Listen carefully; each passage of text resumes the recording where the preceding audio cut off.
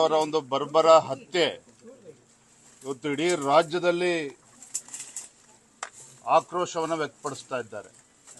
ಕಾಶ್ಮೀರದ ಪಹಲ್ಗಾಮ್ನಲ್ಲಿ ಆದಂಥ ಹಿಂದೂಗಳ ಒಂದು ಹತ್ಯೆಗಳು, ಆ ದುರ್ಘಟನೆ ಮರೆಯುವಂಥ ಮೊದಲನೇ ಮಂಗಳೂರಿನಲ್ಲಿ ಈ ಘಟನೆ ನಡೆದಿರ್ತಕ್ಕಂಥದ್ದು ಇದು ಖಂಡನಾರ್ಹ.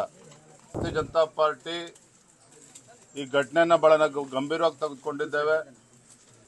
ಪೊಲೀಸ್ ಇಲಾಖೆಯ ವೈಫಲ್ಯ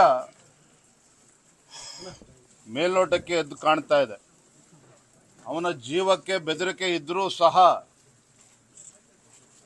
ಯಾವುದೇ ರೀತಿ ರಕ್ಷಣೆ ಇಲ್ಲದೆ ಇರತಕ್ಕಂಥದ್ದು. ಎಲ್ಲೋ ಒಂದು ಕಡೆ ರಾಜ್ಯ ಸರ್ಕಾರ, ಪೊಲೀಸ್ ಇಲಾಖೆ ಒಂದು ವೈಫಲ್ಯ, ಗೃಹ ಇಲಾಖೆ ಒಂದು ವೈಫಲ್ಯ,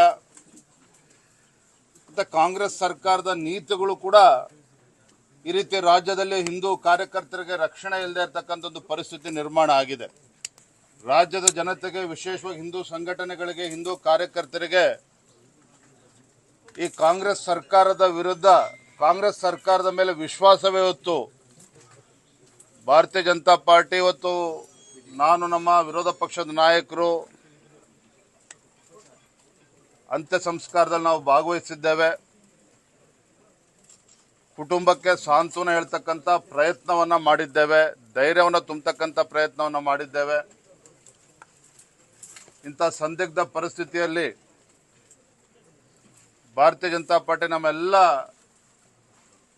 ಕಾರ್ಯಕರ್ತರು, ಮುಖಂಡರು, ಆ ಬಡ ಕುಟುಂಬದ ಜೊತೆ ನಾವು ಇದ್ದೇವೆ. ಆ ತಾಯಿಯನ್ನ ಮಾತನಾಡಿಸ್ತಾ ಇದ್ವಿ. ಪಾಪ ತಾಯಿಯು ಕೂಡ ಆರೋಗ್ಯದ ಸಮಸ್ಯೆಯಿಂದ ಬಳಲ್ತಾ ಇರ್ತಕ್ಕಂಥದ್ದು. ಆ ಕುಟುಂಬದ ಒಂದು ಆಧಾರ ಸ್ತಂಭವೇ ಹೊತ್ತು ಕಳಚಿ ಬಿದ್ದಂತಾಗಿದೆ. ಅವ್ರ ತಂದೆಯವರು ಕೂಡ ನೋವನ್ನು ತೋಡ್ಕೊಳ್ತಾ ಇದ್ರು. ನಮ್ಮೆಲ್ಲ ಪಕ್ಷದ ಮುಖಂಡರು ನಿರ್ಧಾರ ಮಾಡಿ, ಬಿಜೆಪಿ ನಮ್ಮ ಮುಖಂಡರೆಲ್ಲ ನಿರ್ಧಾರ ಮಾಡಿ, ಆ ಕುಟುಂಬದ ಆಧಾರ ಸ್ತಂಭ ಇಲ್ಲದೆ ಇರತಕ್ಕಂಥ ಸಂದರ್ಭದಲ್ಲಿ ಪಕ್ಷದ ಪರವಾಗಿ 25 ಲಕ್ಷ ರೂಪಾಯಿ ಪರಿಹಾರವನ್ನು ನೀಡಬೇಕು ಅಂತೇಳಿ ನಾವು ತೀರ್ಮಾನ ಮಾಡಿದ್ದೇವೆ.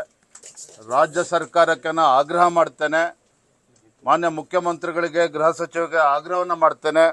ಈ ಘಟನೆಯ ಗಂಭೀರತೆಯನ್ನು ಅರ್ಥ ಮಾಡಿಕೊಂಡು, ಕುಟುಂಬದ ಪರಿಸ್ಥಿತಿಯನ್ನು ಕೂಡ ಅರ್ಥ ಮಾಡಿಕೊಂಡು ಪರಿಹಾರವನ್ನು ರಾಜ್ಯ ಸರ್ಕಾರ ಘೋಷಣೆ ಮಾಡಬೇಕು. NIA ಇಂದ ತನಿಖೆ ಆಗಬೇಕು. ರಾಷ್ಟ್ರೀಯ ತನಿಖಾ ಸಂಸ್ಥೆಯಿಂದ ಈ ಘಟನೆ ತನಿಖೆ ಆಗಬೇಕು.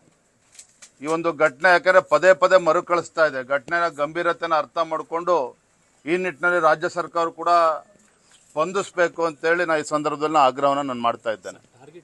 ರಾಜ್ಯ ಸರ್ಕಾರ ಈ ಥರ ಘಟನೆಗಳು ನಡೆದಾಗ ಯಾವತ್ತೂ ಕೂಡ ಹಿಂದೂ ಕಾರ್ಯಕರ್ತರ ಪರವಾಗಿ ನಿಂತಿಲ್ಲ.